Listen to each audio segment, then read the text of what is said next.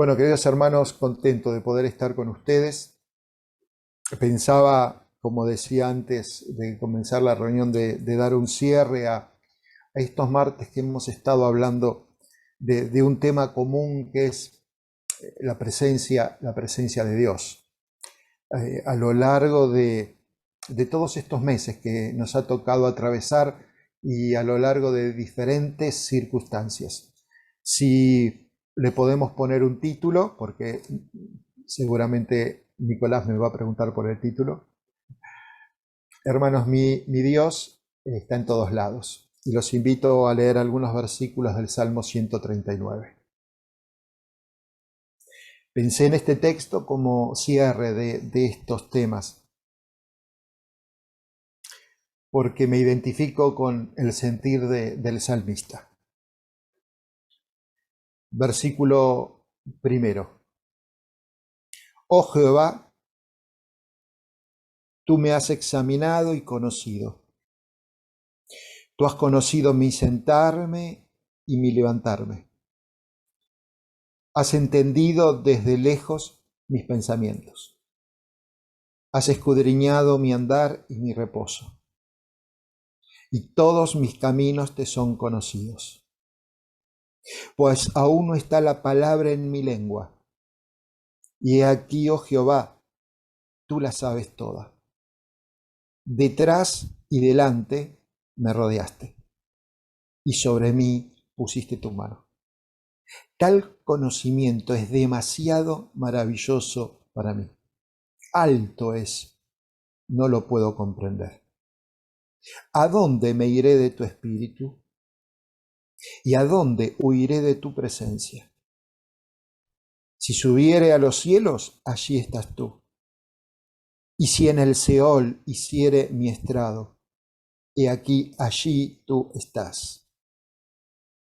Si tomare las alas del alba y habitare en el extremo del mar, aún allí me guiará tu mano y me asirá tu diestra. Si dijere, ciertamente las tinieblas me cubrirán, aún la noche resplandecerá alrededor de mí. Aún las tinieblas no encubren de ti, y la noche resplandece como el día. Lo mismo te son las tinieblas que la luz. Queridos hermanos, pensé en este salmo porque es una manera de decirle a todos los que nos conocen que nosotros estamos agradecidos porque la grandeza de Dios toca nuestra vida. Y lo lindo es que cada uno de nosotros sintamos esto, que ha tocado mi vida. Y esto es un poco lo que el salmista nos enseña. Cuando empezamos a leer los versículos, los primeros versículos nos deja una idea muy valiosa. El Dios omnisciente me conoce.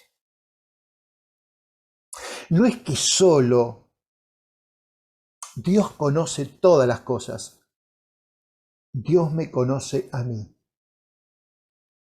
Y cuando miro para atrás y miro los meses y estos años que nos han tocado atravesar, no puedo dejar de pensar, hermanos, cómo Dios me conoce. El salmista da cosas sencillas, pero Dios, vos sabés cómo me acuesto y cómo me levanto. Aun cuando me siento, vos sabés lo que estoy pensando. Hermanos, tener la claridad de que Él entiende nuestros pensamientos. Y dice el salmista, vos los has entendido desde lejos. Y esa expresión no quiere decir que Él está lejos nuestro, sino que aunque parezca que está lejos, aún mis pensamientos no se les escapa. E inmediatamente el salmista dice, no es que está lejos, estás tan cerca que estás detrás mío y estás delante mío. Y hermanos, creo que todos hemos experimentado cómo el Señor nos ha rodeado, delante y detrás. Nos guarda como un escudo, como una coraza. ¿De cuántos dardos nos ha librado sin que nos diésemos cuenta? Pero la relación del salmista con Dios es progresiva. Aunque de lejos sepas mis pensamientos, aunque por detrás y por delante me rodeaste, aún así después vos pusiste tu mano sobre mí, dice el salmista. Y hermanos, en este tiempo, ¿cómo hemos sentido que el Señor puso la mano? En distintas circunstancias. Algunas no nos gustan, pero nunca dejamos de sentir la mano del Señor tocando. Ese experimentar que tuvo el salmista y ese experimentar que pudimos haber tenido cada uno de nosotros, nos hace expresar lo mismo que el salmista expresó. Señor, tal conocimiento es algo maravilloso para mí. Hermanos, que no perdamos la capacidad de asombro, que nunca perdamos esa capacidad de estar maravillados por lo que el Señor está haciendo en nosotros y por nosotros. Esto es lo que el salmista nos enseña en estos primeros versículos, pero David avanza. Digo David porque algunos autores piensan que es David, no todos están de acuerdo, pero la verdad, la mayoría coinciden que es David, y así al menos yo también lo pienso. A partir del verso 7, él está diciendo otra cosa. El Dios omnipresente está conmigo. A ver, no es solo que Dios está en todas partes, Él está conmigo. ¡Wow! Dos pensamientos muy profundos. No es que Él todo lo conoce, Él me conoce a mí en forma personal. No es que Dios está en todos lados, no, Él está conmigo. Por eso Él pregunta, ¿a dónde puedo ir de tu espíritu? Y sigue diciendo, a ver, tu espíritu es sinónimo de tu presencia. Dios es espíritu, está en todos lados, su presencia está en todos lados. Y para que quede aún más reforzada esta idea, el salmista se da el derecho de dar un paso más. Y en el Seol,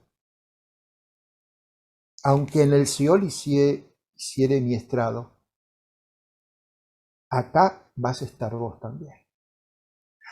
Es interesante que David no usa la palabra específica para infierno, que podría ser el sentido.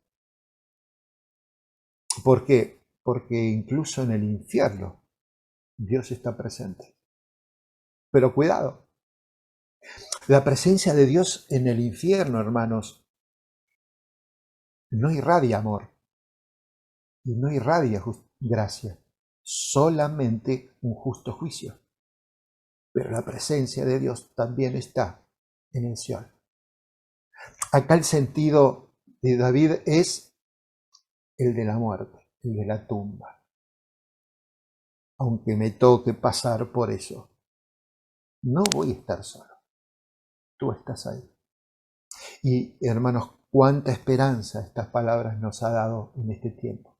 En este tiempo de prueba en que vimos tantas enfermedades, hemos tenido tantas pérdidas, que a veces todavía nos cuesta reponernos. Pero qué lindo saber que ese Dios omnipresente en realidad está conmigo. Hermanos, el cielo es un asiento de su gloria. Cuando miro para abajo, Veo la tierra, veo su creación y digo, wow, es un escenario de su providencia, de lo que Él está dispuesto a dar. Pero hermanos, la tumba es el escenario de su poder. Porque la muerte no es el fin. Nosotros esperamos algo más. Por eso Él dice, tú estás en los cielos, en tu gloria. Tú estás en el infierno, en tu justicia. Pero Señor, en esta tarde te quiero dar gracias, porque tú estás en todas las partes de la tierra, en el agua, en el aire, en el lugar vacío, en el lugar lleno, porque tú eres omnipresente, pero tú estás conmigo. Si tomare, dice el salmista, las alas del alba. Interesante esto de las alas del alba. Tal vez como profesor de física diría, wow, qué interesante analogía. ¿Se puede estar refiriendo a la propagación y la velocidad de la luz? Pensaba, ¿con qué velocidad el sol aparece? ¿Y con qué velocidad el sol va iluminando todas las partes de la Tierra? Y cuando me puse a pensar eso dije, wow, Dios es más rápido que la luz. La luz en sí misma no puede superar la presencia de Dios y el conocimiento de Dios. Aun si tomare las alas del alba, ahí tu mano va a estar. Tu mano me va a guiar más rápido que la luz. Y por eso es que Él dice, ciertamente las tinieblas me pueden cubrir, pero eso no va a impedir, hermanos, que la presencia de Dios esté con nosotros. Así que así como David disfrutaba una luz constante, y miren que él tuvo muchos momentos de oscuridad, así como Israel, cuando tenía que viajar en la noche, tenía esa columna de fuego que los iluminaba. Hermanos, ¿cuántas veces hemos sentido que el Señor iluminó nuestra senda, iluminó nuestra decisión? Nos iluminó para frenarnos, nos iluminó para dar un paso. A veces un paso de fe, a veces un paso sin saber lo que había delante. Pero hermanos, así es nuestro Dios. Está con nosotros, está conmigo. Sabe todas las cosas, pero sabe todo de mí. No se le escapa nada. Y por eso puede llegar al verso 3, aunque no lo leímos. A ver, no es solo que Dios creó todo, Él me creó a mí. Por eso, hermanos, pensaba como cierre de estos pensamientos, que hemos podido experimentar a un Dios que viene a nuestro encuentro en un mundo real. La Biblia nos habla de situaciones reales y Dios se nos ha manifestado en situaciones reales. En estos meses hemos tratado de resumir experiencias de cómo nos hemos encontrado con Dios en distintos lados. Yo no sé si ustedes recordarán, pero Él estaba donde yo ni me había dado cuenta. Hemos visto que Él estaba conmigo en la abundancia de los jardines, jardines de bendición. Y Él estaba atento cuando yo me alejo de esos lugares de abundancia, de agua fresca, de pastos verdes por el pecado. Él está atento porque no quiere que yo me aleje. Hemos visto que Él estaba conmigo en las casas, como en la iglesia primitiva, durante la pandemia, y cómo nos pegó y cómo nos afectó y cómo todavía estamos tratando de superar eso. Estuvo con nosotros cuando vimos la manera de servir al Señor de una manera distinta, diferente. Estuvo con nosotros cuando llegó la virtualidad y todavía está y no la vamos a dejar porque tiene algunas cosas positivas. Pero también, hermanos, lo fuimos viendo cuando volvimos a la presencialidad, juntos en armonía en la casa de Dios, ¿se acuerdan? lo fuimos viendo cuando estaba en los ríos, en esas corrientes de agua, como un río de agua viva que fluye en nosotros. Pero también, hermanos, lo hemos visto en las tempestades de los mares, de los océanos, esperando ver qué propósito Dios tenía para mí en esa tormenta. Hermanos, siempre Dios viene al encuentro en situaciones reales. Pero termino pensando que también Él está conmigo en la tierra. Dios visitaba en Génesis el jardín, buscando esa comunión con Adán y Eva, los pies puestos en la tierra. Él busca una relación personal con nosotros real, en el mundo donde nos toca vivir, hermanos. Y saben, Dios también nos habla cuando estamos en las cumbres de las montañas y de los montes. No es casualidad que en la palabra de Dios siempre las experiencias religiosas fuertes, de avivamientos, de grandes decisiones y cambios, están relacionadas con las montañas y con los montes. No es un eslogan, sin sentido, es real. En la Biblia encontramos muchas experiencias de hombres y mujeres de Dios que encontraron en montañas un lugar para cambiar las vidas, un lugar donde encontraron mensajes de parte de Dios, un lugar donde encontraron profecías para que sirvan de luz para las decisiones que iban a tomar en el futuro. No podemos olvidarnos, hermanos, que para Noé aquel monte donde el arca se posó fue una experiencia especial. Se pudo levantar un altar y adorar. Y se pudo establecer ahí esa promesa de parte de Dios de que no iba nunca más a castigar a la humanidad con un diluvio. Una promesa que todavía Dios cumple y va a cumplir. Podemos seguir transitando las páginas de la Biblia, hermanos, y creo que cada uno de nosotros podemos recordar a Abraham en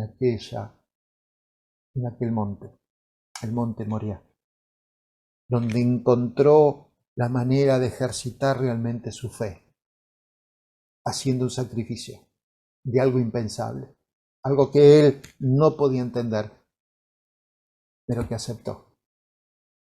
Y ahí, hermanos, empezó a tener sentido la fe. ¿Y cuántas de nosotros, cuántos hemos experimentado momentos de fe en esas montañas, en esos lugares altos donde el Señor nos lleva? Moisés tuvo que tener una experiencia en un monte después de haber huido, haber escapado por matar al egipcio, ¿se acuerdan? Un monte donde Dios se manifestó, donde Dios le dio un mensaje, donde Dios le dijo lo que iba a pasar, donde Dios le indicó lo que tenía que hacer. Hermanos, estemos atentos a que Dios va a estar presente con nosotros también en estas experiencias especiales, en estos lugares altos.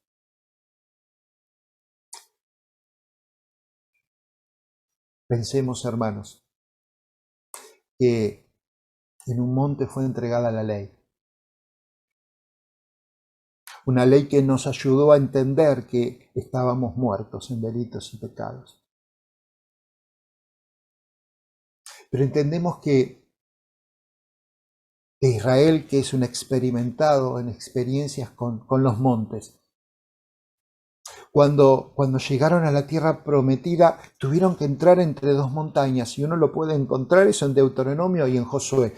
Dos montañas.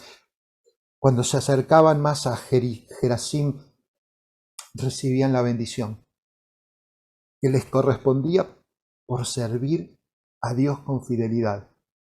Pero cuando se acercaban más a Ebal, recibían la maldición como consecuencia de rechazar a Dios y de rebelarse. Dos montañas. Dios nos va a hablar en las montañas.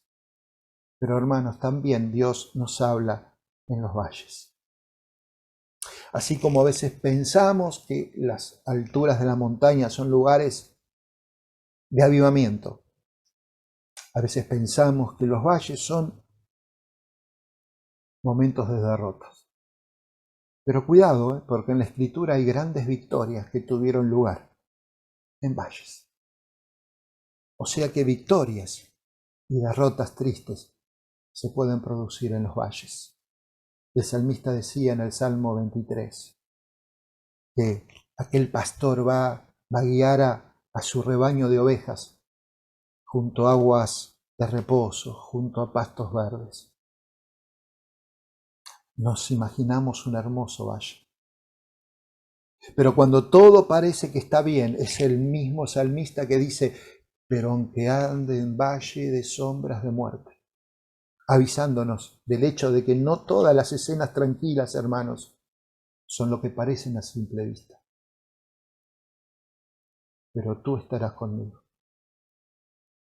porque mi Dios me va a dar aliento, porque mi Dios me sostiene. Hermanos, estemos atentos a las situaciones por donde el Señor nos lleva a pasar. Para Israel el valle de Acor era un valle que representa cosas distintas. Cuando uno va a Josué, entiende que en ese valle tuvieron que sufrir las consecuencias por no ser obedientes, por no cumplir lo que Dios les había mandado, por saquear una ciudad que habían conquistado cuando Dios les había dicho que no tenían que tocar nada. Fue en un valle donde el Señor tuvo que mostrar disciplina. Pero avanzamos y en ese mismo valle lo encontramos en Oseas. Es el lugar donde Dios les avisa que va a restaurar al pueblo, que no es un castigo, que no va a ser un desastre, que va a haber paz. Y hermanos, así es Dios. Tenemos que estar atentos a las montañas y a los valles. Y termino, porque el tiempo pasó. Entre valles y montañas, ¿quién puede olvidarse de los desiertos? Dios también nos habla en el desierto de las grandes necesidades o en el desierto de los grandes momentos de reposo, de reflexión y de crecimiento espiritual. En el Nuevo Testamento, hermanos, el desierto de Judea se convierte para los cristianos en un lugar significativo y para los judíos también. En ese lugar, un profeta, Juan el Bautista, desde un desierto salía a predicar, a anunciar el reino de Dios, a marcar la diferencia y la importancia de arrepentirse. Era un lugar de reflexión espiritual, porque él advierte y les pregunta, ¿quién les advirtió que van a poder escapar de la ira que va a llegar? Es una pregunta que Juan le hace a los religiosos, a los fariseos, a los saduceos que acudían a él. ¿Quién les advirtió? Advertencia. Pero en ese mismo lugar, otros iban para bautizarse, para arrepentirse de sus pecados y para mostrar que estaban interesados por el reino de Dios. Los desiertos. Un lugar donde el Señor Jesús tuvo que ir, donde Él quiso ir, donde el Espíritu le llevó después de ser bautizado. Un lugar donde tuvo que sufrir y padecer la tentación como nosotros. Un lugar donde tuvo necesidad, hambre y sed, pero un lugar donde salió victorioso. Hermanos, entendamos, montes o valles o desiertos, es nuestra comunión con Dios lo que va a marcar la diferencia. Los desiertos de nuestras vidas son sin lugar a dudas lugares de tormenta, de tentación, de hambre, de sed, de duda. Pero hermanos, qué lindo cuando redescubrimos que puede ser una verdadera ocasión de renovación espiritual y de avivamiento. Demos lugar al Señor. Demos lugar al Espíritu Santo a trabajar en nuestras vidas. Y que cada cosa que nos toca atravesar, demos gracias, que Dios siempre está con nosotros. Que el Señor nos bendiga, hermanos. Amén.